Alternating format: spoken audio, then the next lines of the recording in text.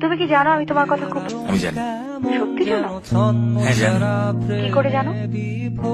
ভালোবাসা টের পাওয়া যায়। কেন জানি তোমার কথা সবসময় মনে হয়। এর নাম কি ভালোবাসা? আমার জানা নেই। তুমি কি আসবে আমাদের বাসায়? আসবো। কখন আসবে?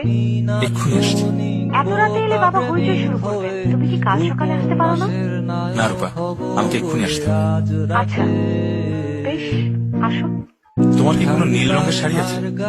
কেন বলো তো? যদি থাকে তাহলে নীল রঙের শাড়ি পরে গেটের কাছে থাকো। আমি এলেই গেট খুলে দেবো। আমি ভেবে পাই রূপাদের আচরণ কেমন যেন ছন্ন ছাড়া প্রেমে বিভোর কোনো উপন্যাসের হিমুর খোঁজে ওরা স্বপ্ন দেখে যায় কোনো এক রূপাকে হারিয়ে আমি নান্দনিক বোকা প্রেমিক হয়ে উপন্যাসের নায়ক হব বলে আজ রাতে।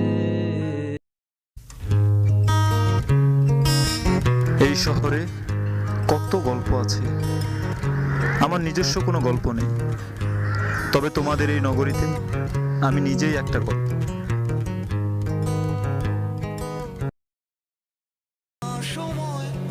হাজার বছর ধরে হাঁটতে থাকলেই কেবল পাওয়া যায় দুদণ্ড শান্তি,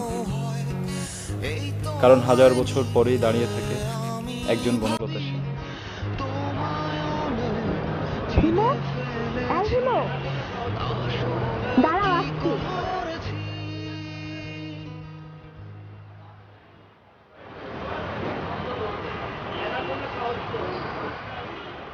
আমি জানি রূপা আমার উপর ভয়ঙ্কর রেগে আছে।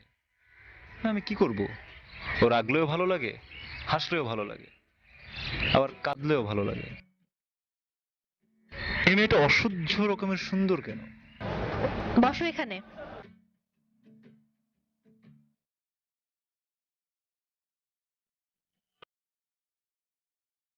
তুমি নিজেকে কি মনে করো?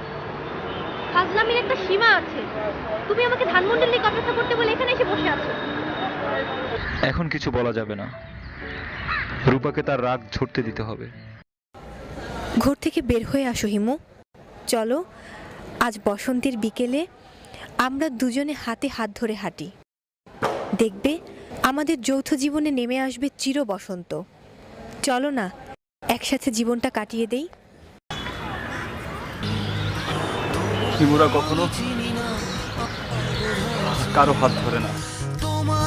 আমি চিনি না আবার বোধ হয়। এই যে হুমায়ুন স্যার, কেন আপনি হিমুকে এভাবে বানালেন? কেন আপনি আপনার গল্পে হিমুকে হাত ধরার অনুমতি দেননি? বলুন, বলতে হবে আপনাকে। জবাব দিন। আপনি অন্তত একটি বার হিমুকে রূপার কাছে ফিরিয়ে দিতেন, তাহলে হয়তো হিমু এভাবে রূপাকে ফেলে চলে যেত না। আপনি কেন হিমুকে রূপার কাছে ফিরিয়ে না দিয়ে চলে গেলেন?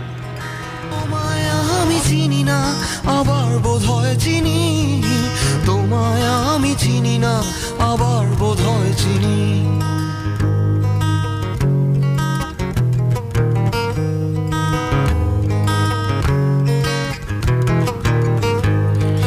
এই ভালোবাসা দিলাম তোমায়, কিন্তু একটা কিন্তু থেকেই যায়। যখন দূরে দূরে থাকো